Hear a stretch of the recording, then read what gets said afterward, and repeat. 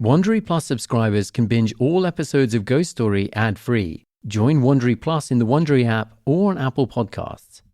This episode contains descriptions of violence and suicide and may be disturbing for some listeners. Please take care when listening. All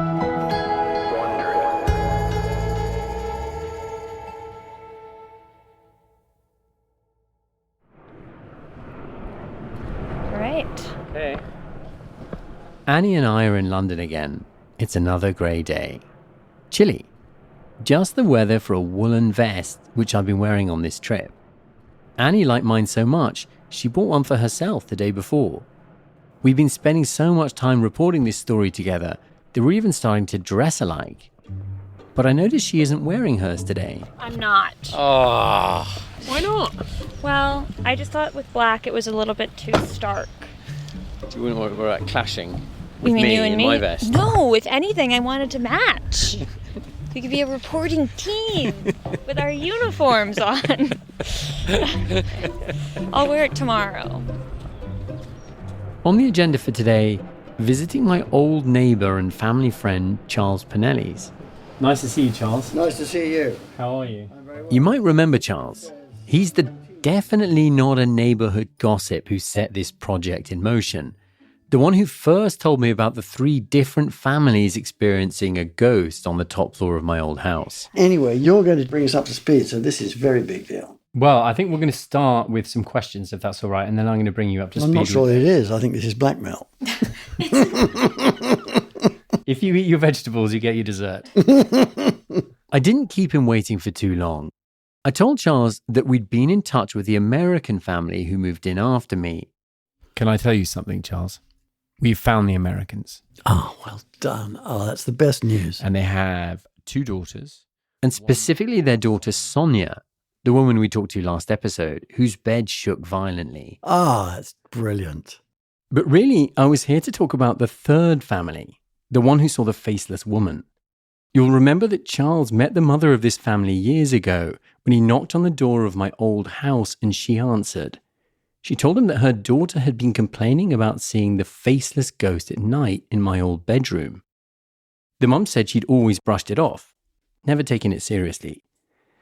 And you'll notice I'm not using any of their names here, because months into reporting this, they were still refusing to talk to me. I got in touch with the daughter who slept in the room, the daughter of the mother that you spoke to. We had a phone date this morning, and then the mother found out that I had contacted the daughter and intervened and basically said... At this very last minute?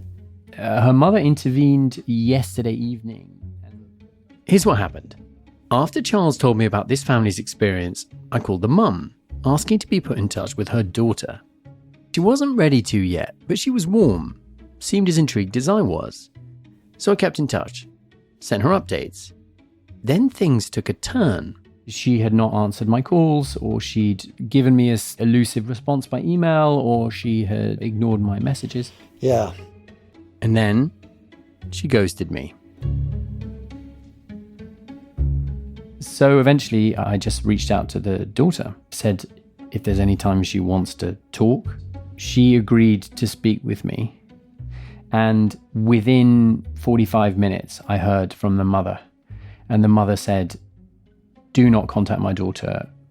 We are not interested in what you are researching." And I tried to explain myself a bit more and to just say, look, I've been trying to communicate with you and I never heard anything, so I contacted your daughter.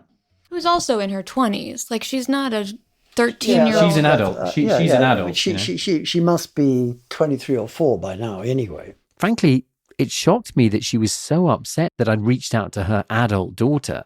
I'd clearly touched a nerve. That's what I find very interesting about this, Charles, is when I first learnt about this story, my initial reaction was that this was fascinating, but I was quite sort of lighthearted about it.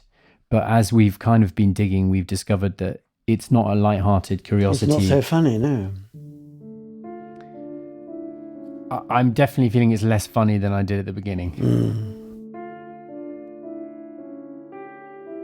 There are people who slept in that room who it seems are pretty traumatized by what they experienced, which is not what I expected when I started out on this process. The mum's reaction was particularly confusing for me. I get not wanting to participate. I understand not believing in ghosts or thinking this is a silly project. What I don't understand is why me reaching out about a ghost would make her so angry.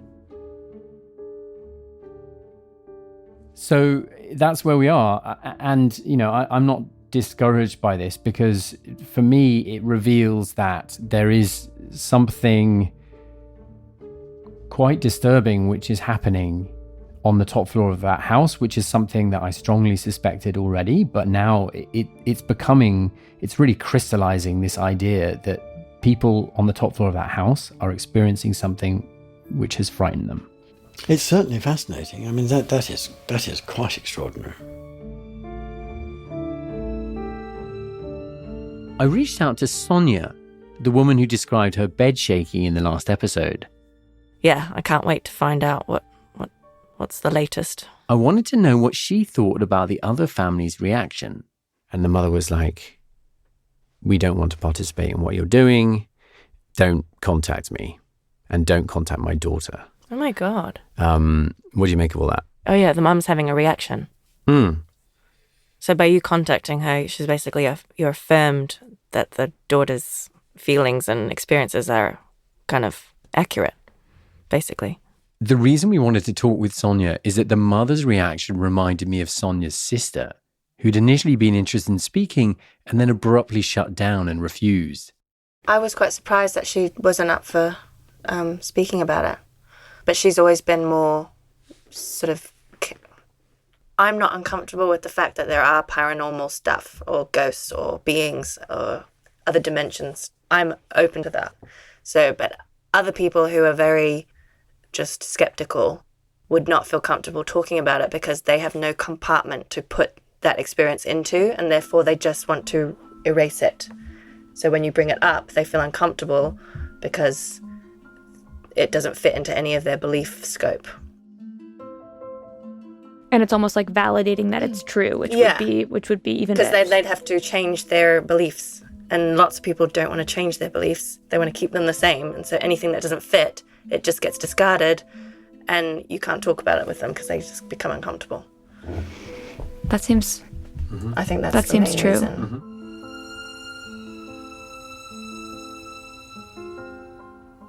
Sonia, thankfully, was happy to keep talking.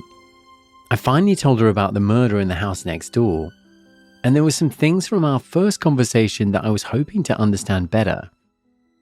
But then she told me something that surprised me. When we talked, you gave us the story of like the bed shaking. Yeah. And then you said that when the bed shaking stopped, you had this very kind of strong feeling in the room. I was just wondering if you could walk me through what that feeling was. Obviously, it felt scary because it was an unusual situation to be in.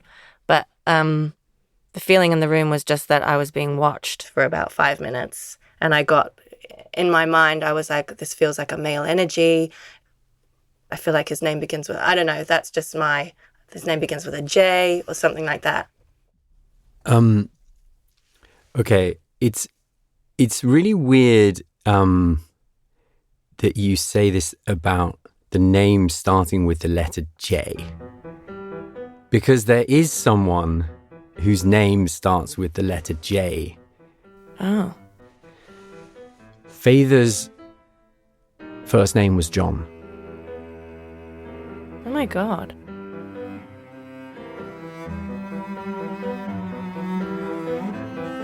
From Wondery and Pineapple Street Studios, this is Ghost Story. I'm Tristan Redman.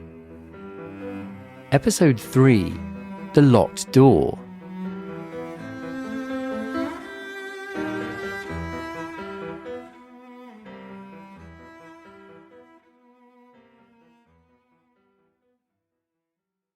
From Wondery, I Hear Fear is a new anthology series of suspenseful stories hosted by Carrie Mulligan. These stories are inspired by true events in real places, so the next sound you hear could be your own scream. Stay tuned to the end of this episode to hear a preview of I Hear Fear. There's a roughly 20-year period from the end of the First World War to the beginning of the Second that's known as the Golden Age of detective fiction. It's hard to say why exactly people were going so crazy for crime novels. Certainly part of it was that it served a kind of collective therapeutic purpose. The trauma of World War I was so unlike anything anyone had ever experienced. And what these novels promised, in their small way, was that order could be restored. Logic could triumph over mystery and confusion. Things could make sense again. In the United States, there was Raymond Chandler. But most of the big names were British. Agatha Christie, G.K. Chesterton, and a woman named Dorothy Sayers, who along with Christie was known as one of England's queens of crime.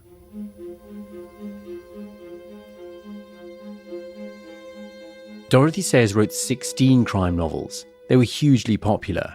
By 1937, when my wife's great-grandmother is murdered, Sayers is a household name in Britain. She's just published a new novel. In it, a man is found murdered inside an old house. All the windows and doors are locked from the inside, with no evidence of a break-in. A classic locked room mystery. Just like what my brother-in-law Hugh Dancy was talking about at the end of our last episode. It's when somebody dies inside a locked room. Is that a thing? Yeah. The puzzle of the locked room is what nagged at Jackie Moulton, the Scotland Yard detective. If Feyther did kill Naomi and Morris Tribe, how do you explain the crime scene? The problem with it is to work out how Tribe ended up on the lavatory floor and it's locked from the inside. How would Feyther have exited the bathroom to then break down the locked door from the outside? In December of 1937, less than a month after Naomi's murder, Dorothy Sayers is at home when she receives a call from a man she doesn't know. Right. So, is this Miss Dorothy Sayers, the writer? Who is that speaking, please? Dr. Dancy of Richmond. Dr. Dancy of Richmond. That's Feyther, of course. And the conversation that followed, Sayers found it so strange and unsettling that she took detailed notes, essentially a transcript of the call, and immediately sent them to Scotland Yard. So we're going to read it, excerpts of it, like an old-fashioned radio drama. Hugh agreed to play Feyther again. Right. Annie will be playing Dorothy Sayers. Turns out my British accent is terrible. And off we go.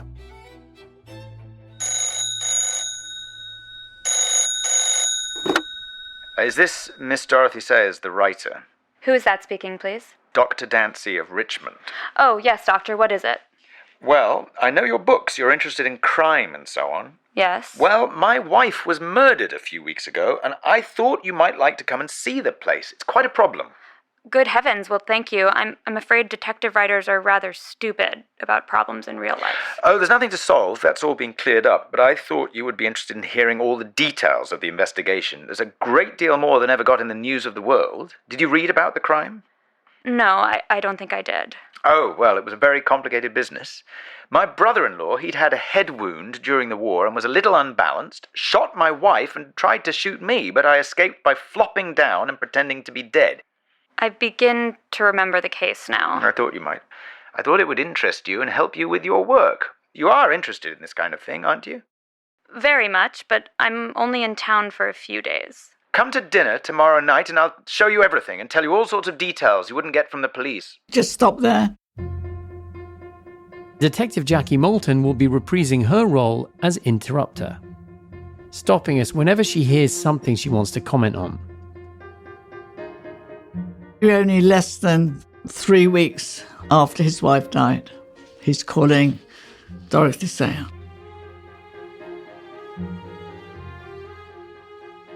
Because the first thing that you can imagine, if your wife's been murdered 3 weeks, you think, oh, do you know what? I'm going to give that to a crime writer. So, back to the call with Sayers. Feyther has just invited Sayers to come over for dinner and tour the crime scene. She tells him that she's busy, but she could come over after Christmas. All right, well then, if you'd like to come and have a talk about it after Christmas, I'll just give you a few more details to whet your appetite. You are interested. Thank you very much. I appreciate it very much. That sort of detail is most useful, but this must have been very terrible for you. Yes, thank you. Well, I'm rather a philosopher in these things. A few details to whet your appetite. From here, Feather does go into a lot of detail. Detail you don't find anywhere else in the police file. He'd planned it all out a long time before. He tried very hard to persuade me to buy a razor of a suitable sort. He couldn't use that kind himself because he only had one eye. So he persuaded me to buy one for myself. Then he took a lavatory towel to hold the revolver. He thought that the absence of one towel on the lavatory wouldn't be noticed. He shot my wife, and then he shot at me. The shot was fired from about 14 feet. They can tell that, you know. Did you know they could tell that? Well, then his idea was to make it look as though I had cut his throat. It was very carefully planned, a long time before. Stop. These are totally new facts. Read that bit again, can you? Well, then his idea was to make it look as though I had cut his throat. It was very carefully planned, a long time before. So, this is new information. He's not told the police that, has he? Yeah, this is not something that was introduced in the original statement. Right. The whole idea of him as Yes. suspect is coming up for the first time here. Yes. I want to spend another moment on this, because the logic here is kind of stunning. What Feather is suggesting is that Morris intended to kill himself, encouraged Feather to buy him the right kind of razor to do it, but was planning to do it in such a way that it would look like Feather had killed him. Because according to Feather's logic, Morris, after he was dead, wanted to pin his death on Feather. It sounds like one of those complicated crimes that one only thinks happens in books. Oh, it was a regular storybook crime. He was a fellow who was always reading books, detective stories and that kind of thing. I'm afraid we tell people too much in our books. Yes, ha ha ha. I'm afraid so. It was obviously a murder taken out of a book. Stop again.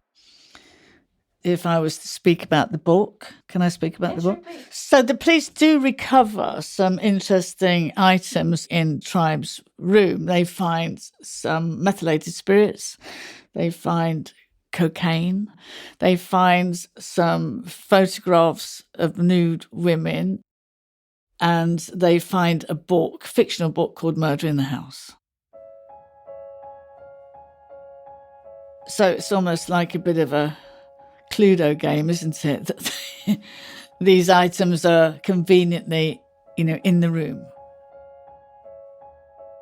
To clarify, it's in Morris's room that police find these seemingly incriminating items: alcohol, drugs, pornography, and a book called Murder in the House.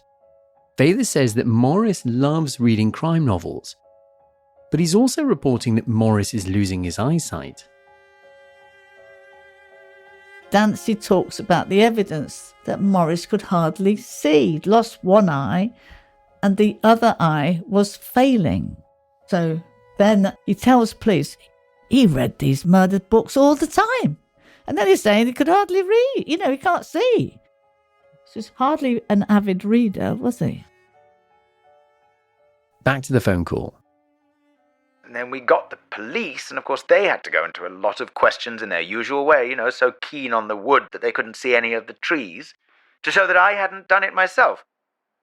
They had to be sure I hadn't cut his throat myself and got out through the lavatory window and then broken the door afterwards. Then another point, there was blood on all four walls of the lavatory, but there was no blood on me, and there were no blood stains or marks on the window where I might have got out. Just stop there. Is he saying to say actually what happened?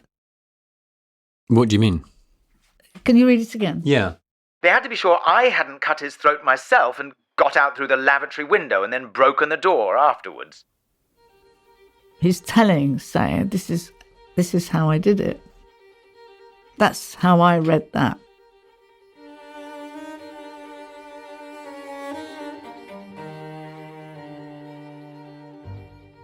Jackie's suggesting that in this conversation with Dorothy Sayers, Feather may have been outlining the answer to the locked door mystery. Feather would essentially be saying, if I'd done it, well, I'd have had to have climbed out the window, come back into the house, and then knocked the door down. I'd like to know, for example, where that lavatory window is and how, is it on a flat roof? Can you access the ground? So what would you want to do? You would want to go and see that window? Yes, everything. Yeah. I would want to go and see everything, yeah. We have seen the window. Would you like to see a picture of it? Yes. Okay. The window opens out on the left side of the house. It's high, 25 feet or so. Too high, in my opinion, for someone to scale or jump down from. But Jackie immediately notices something. So he could scale down the drain pipe. There's a drain pipe that runs underneath the window and then down the house to the ground. How easy would a drain pipe be like that to scale down there? No, that's not difficult, would it be? That's what burglars used to do, didn't they? Go up and down drain pipes, yeah. As far as why Father called Dorothy Sayers to tell her this, Jackie has another theory. So he's actually saying they're missing stuff, is he not? That's what I got from it. How do you read that? Like sort of gloating? Yes. Gloating.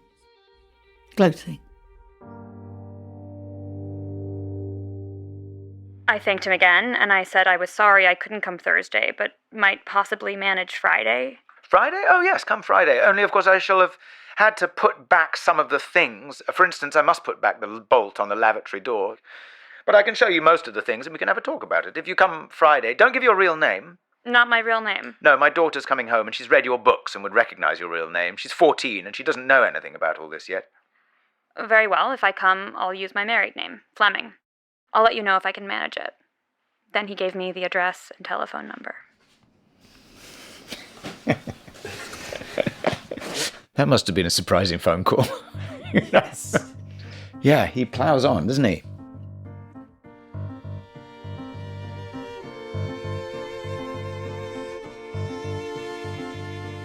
When the transcript of the conversation between Father and Sayers landed in the hands of police, the case was already closed.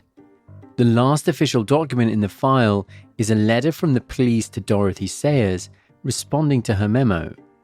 They acknowledge that the call is curious, but they tell her basically, don't worry about it. The responding officer writes, quote, I feel certain the case will never be reopened. Poor old Morris Tribe, his whole character destroyed.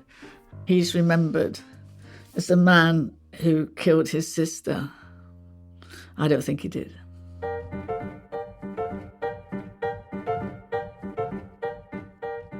Ever since talking with my wife's Uncle Mark, I've been trying to take his warning seriously.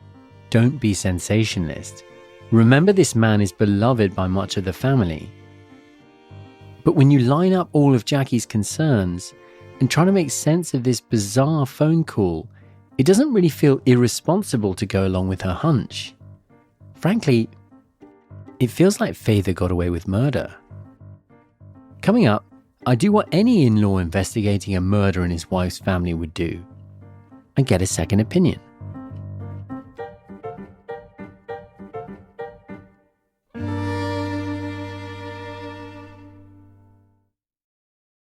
I'm about to play a clip from I Hear Fear. Follow I Hear Fear on the Wondery app or wherever you get your podcasts.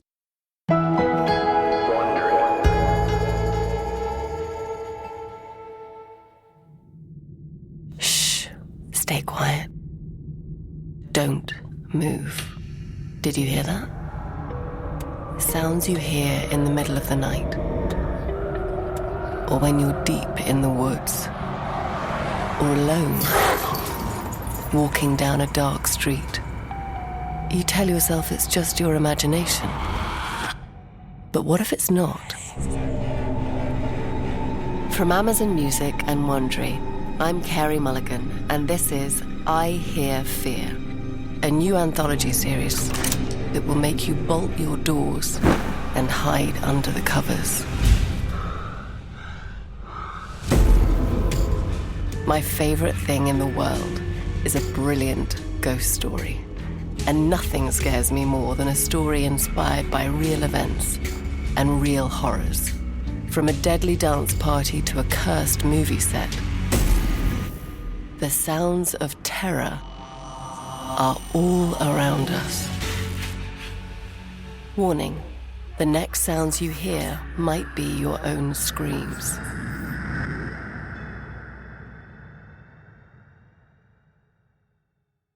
Binge all episodes of I Hear Fear ad-free right now by joining Wondery Plus in the Wondery app or on Apple Podcasts.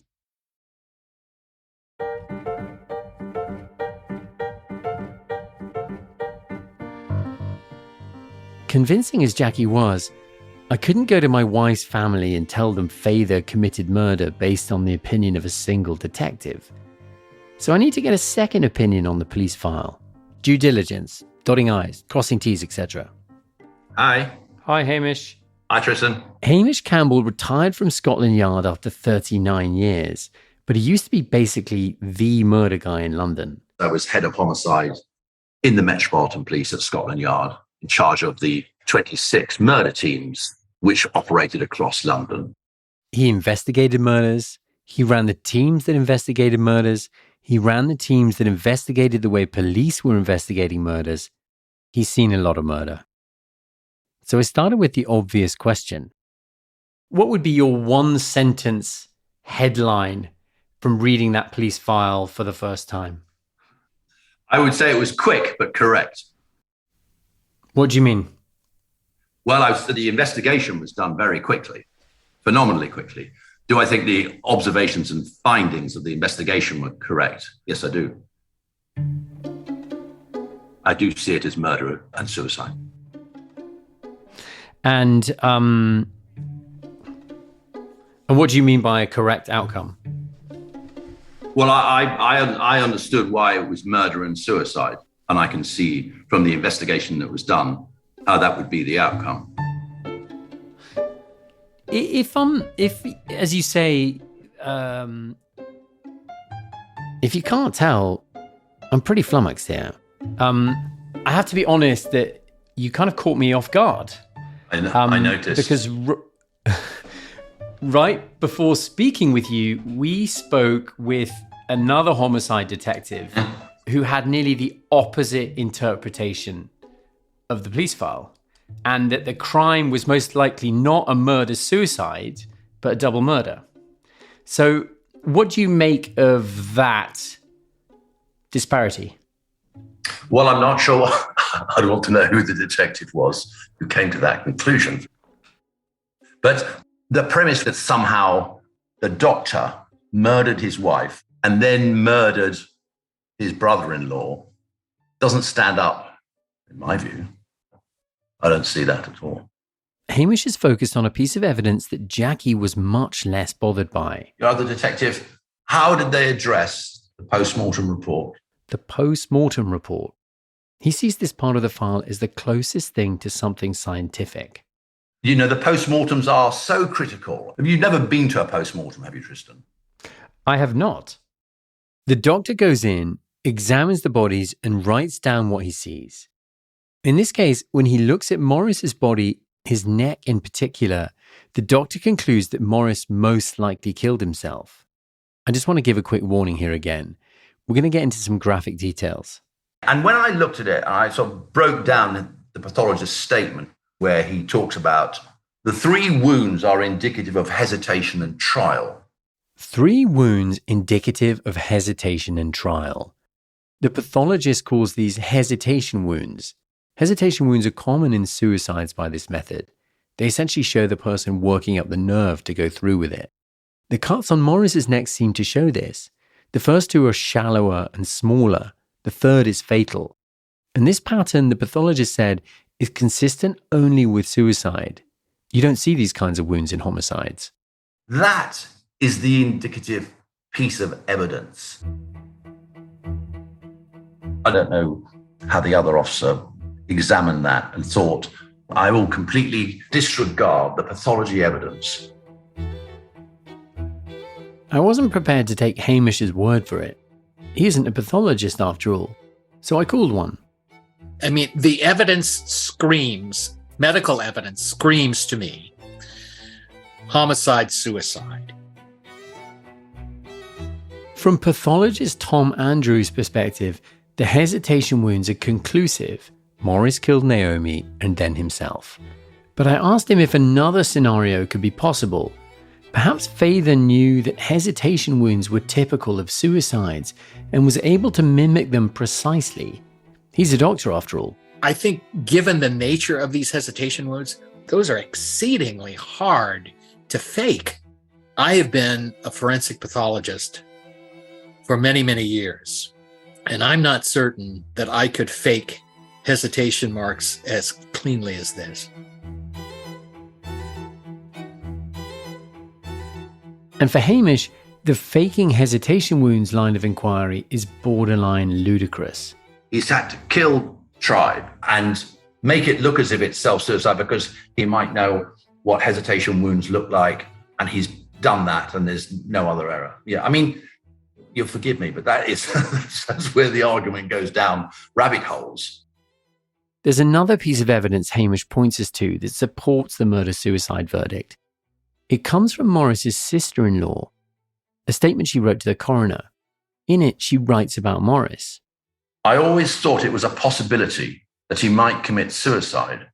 He once told me that if he killed himself, he would cut his throat and that he knew where it should be done. So that's where I'm starting from. So I'm afraid for me, he committed suicide. If Hamish is right and Morris committed suicide, then the chances that Father killed Naomi are slim. His account of what happened that night would hold up. With this evidence as the backdrop, the rest of the suspicious stuff that Father does seems like no big deal to Hamish. Have people been murdered for their insurance money? Of course they have. The insurance policies, for instance. Of course they have, all over the world. But it's not like it's suddenly taken out. The other one's expiring and they've upped it, and the reason it's up is for both of them. So he's protecting both himself and his wife. I don't see that as a reason to go and murder her. As for Father's bizarre behavior in the crime scene, like when he washes Morris's hands and then moves the razor from the floor to between Morris's fingers. That is an odd thing to do, but nevertheless, I don't see it as necessarily suspicious because he needn't to do that at all. It's almost so what? He did do it. It doesn't change the story. And then, of course, there's the phone call to Dorothy Sayers less than 3 weeks after the murder. You don't know about people in high trauma, post-event catastrophe, how they react. He's the victim of a terrible crime in his house, you know. Maybe he's just freaking out. Yeah, people can behave irrationally. Armed with the hesitation wounds, Hamish is able to write off the inconsistencies one by one. I don't write them off. They exist and they're present, but I don't interpret them as evidence that Dancy killed his wife and his brother-in-law. In general, Hamish's calculation comes down to an Occam's razor theory. Whatever scenario is most likely is probably the correct one. Who's more likely to have killed Naomi? Her disturbed brother who was struggling with PTSD and alcohol? Or her husband, a respected doctor? In the circumstances of this household and what we know about Tribe, his injury, his, I don't know, is it a mental disturbance of some sort? I mean, years of post-war disability on drugs, medication. I did a little digging around on this topic, and the stories from this era are horrifying. This is 2 decades after World War I. The newspapers frequently ran stories of former servicemen doing terrible things to themselves and others. I spoke with a historian who's written extensively about the effects of shell shock on British society after World War I. She told me a strikingly familiar story. Her own great-uncle, a shell-shock veteran struggling with depression, one day out of nowhere slits his girlfriend's throat and then his own. The story Father tells about Morris may not have been that unusual. So someone murdered the wife, the husband, or the brother. There's no evidence to show that it was the husband who killed his wife. Could he have done it? Of course he could. Everything has possibilities, doesn't it, in murder? But do I think with all the other material and the background to the case and the way they lived their lives and who they were, I think it's extremely unlikely. So where Jackie saw a locked door mystery, Hamish sees a locked door.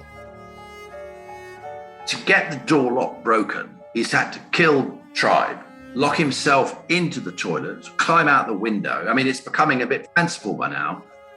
You have to deal with what's more likely and probable as opposed to what's unlikely and improbable. Is it impossible that he did all these things? No. Is it likely, though? It's pretty unlikely.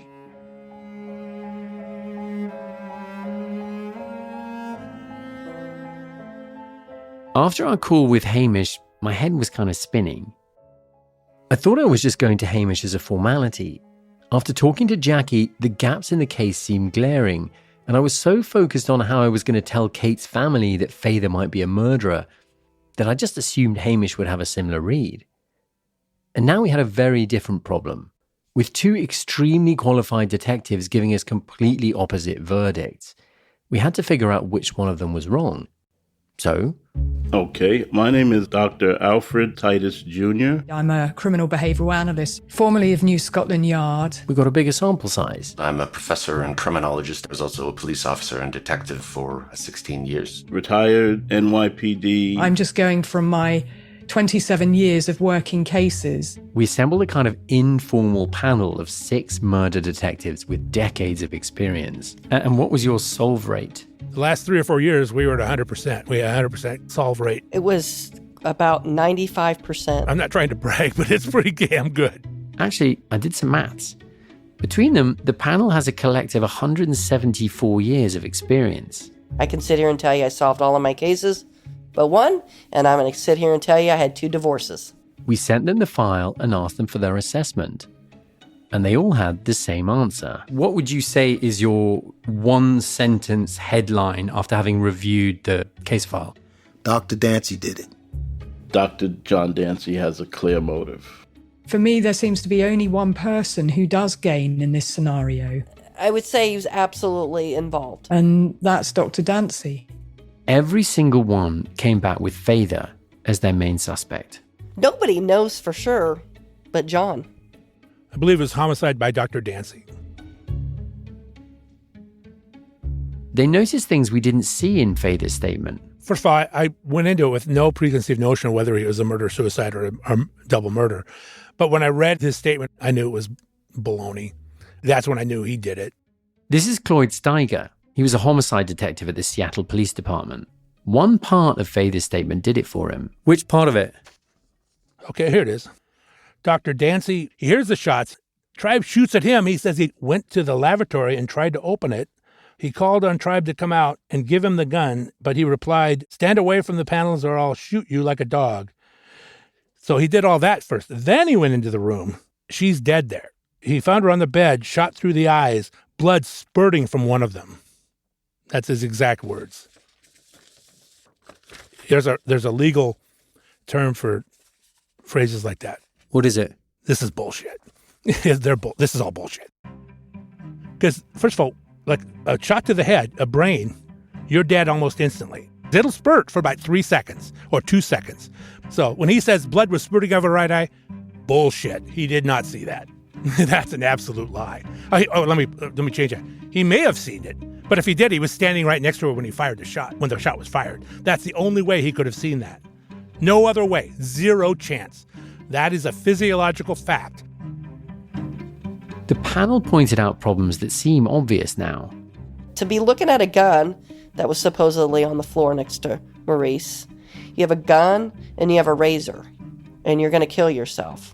Who the hell would pick up the razor and cut their throat? Like, they all doubted that Morris would have used a razor blade to end his life when he had a revolver with 3 rounds left in it.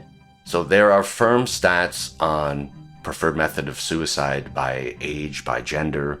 Slitting one's throat is less than 0.5% of all suicides. You don't see people that cut their own throats. Not one time have I seen it.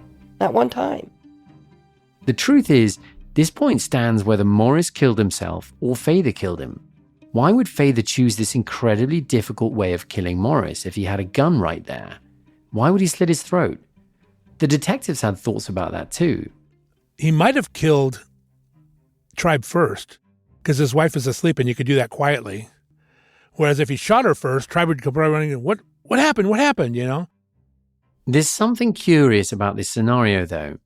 If Fayther had attempted to kill Morris, Morris would have fought back, and you'd expect to see defensive wounds, bruises, nicks on the arms or body. But there's nothing of the sort. Only the wounds on his neck. That's the other thing. I want to know what the toxicology was. What was Travis' blood alcohol level, right? Unless, of course, the detectives pointed out, Morris was knocked out. In fact, several of the detectives wanted to know whether Morris had been incapacitated before he died. There's no toxicology report. Even though the technology existed at the time, the pathologists didn't do a toxicology report on Morris. Maybe because they didn't suspect anything. So we don't know if Dancy, shot him up with morphine or any other kind of drug to incapacitate him, and him being a doctor, he's got the wherewithal to do a lot more than a regular Joe could do. He's got drugs, he's got medical knowledge. Remember Fayther mentions in his statement that he was giving injections to Morris to treat his failing vision? He gave them to him every Monday, the same day the murder happened.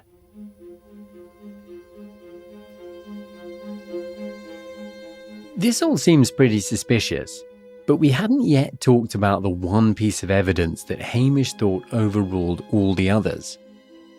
I want to ask you about the hesitation wounds, because that was kind of a key piece of evidence for the pathologist. He described them as hesitation wounds. Were they hesitation wounds or were they attempts to cut his throat? Because when I first heard this, to be honest, when I read the first things, I just scanned through it, and then I saw hesitation wounds. Oh, hesitation wounds. Yeah, it was probably self-inflicted. Then I went back and read the whole thing in depth and looked. That doesn't really sound like hesitation wounds to me. Cloyd disagrees with the pathologist at the time, and he just thinks the wounds are too deep to be hesitation wounds. Because hesitation wounds generally are very like a scratch. How do you know that? I know how hesitation wounds are because I've seen them several times. But in the skin, because it's hesitation, once you start cutting into the skin, it's not really a hesitation wound anymore, because that hurts a lot.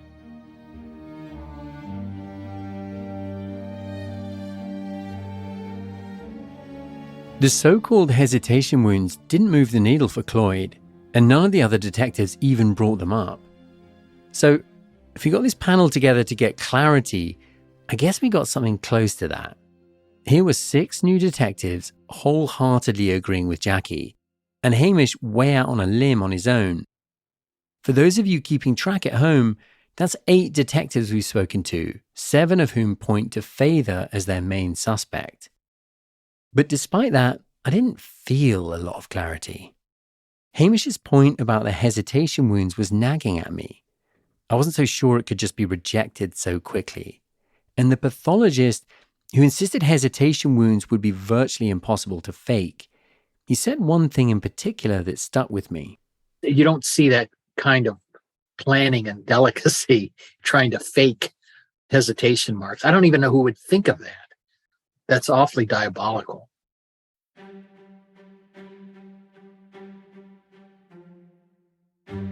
Actually, this is one of the only things that all the detectives agree on. For Fayther to have killed Naomi and Morris and staged the crime scene, he would have to be sort of the perfect criminal. If that's the case, we're talking about, a clinical psychopath. He played this through like a cinematographer.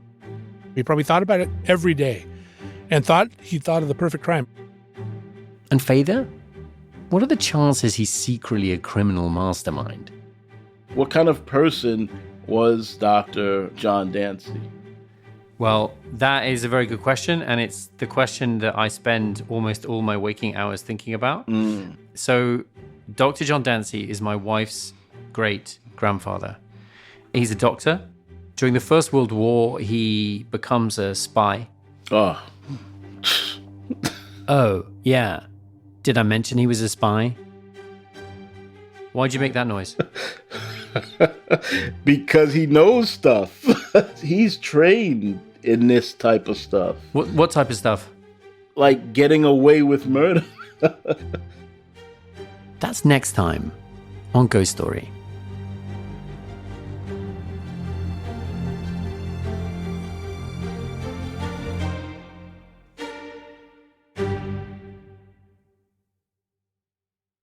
Follow Ghost Story on the Wondery app, Amazon Music, or wherever you get your podcasts. You can binge all episodes ad-free right now by joining Wondery Plus in the Wondery app or on Apple Podcasts. Before you go, tell us about yourself by completing a short survey at wondery.com/survey. Ghost Story is a production of Wondery and Pineapple Street Studios. It's hosted by me, Tristan Redman. Our lead producer is Annie Brown. Our senior producers are Chloe Prasinos and Jess Hackle. Our producers are Zandra Ellen and Emerald O'Brien, and our associate producer is Natalie Pett. Joel Lovell is our editor, with fact-checking by Maximo Anderson. Theme song and music by Daryl Griffith, supplied by APM Music, with mixing and original music by Hannis Brown. Pineapple's head of sound and engineering is Raj Makija, with assistant engineers Sharon Badales and Jade Brooks. The senior audio engineer for Ghost Story is Davey Sumner. Jess Hackle was our senior producer of development. Our artwork was designed by Brian Kluge. Legal services for Pineapple Street by Rachel Strom and Sam Kate Gumpert from Davis Wright Tremaine, Crystal Tupia at Odyssey, and David Hurst from 5RB. Our senior producer for Wondery is Michelle Martin, with producers Brian Taylor White and Grant Rutter. Rachel Sibley is the managing producer for Wondery, and Sarah Mathis is the coordinating producer. Our executive producers at Pineapple Street are Maddie Sprung-Kaiser, Max Linsky, and Jenna Weiss-Berman. Our executive producers for Wondery are Morgan Jones, Rich Knight, Marshall Louis, and Jessica Radburn. And special thanks to Richard Quinn, Chris Potter, Susie Grogan, Damian Allen, Alison Vermeulen, and Barney Lee, as well as all the detectives on our panel. That's retired U.S. homicide detectives Christine Menina, Cloyd Steiger, Dr. Alfred Titus, and Wendell Stradford, and former detective, now criminologist, Michael Arntfield, as well as Laura Richards, former criminal behavioral analyst and domestic abuse expert for Scotland Yard. And special thanks from me to the memory of Richard Moore. This episode contains public sector information licensed under the Open Government License version 3.0.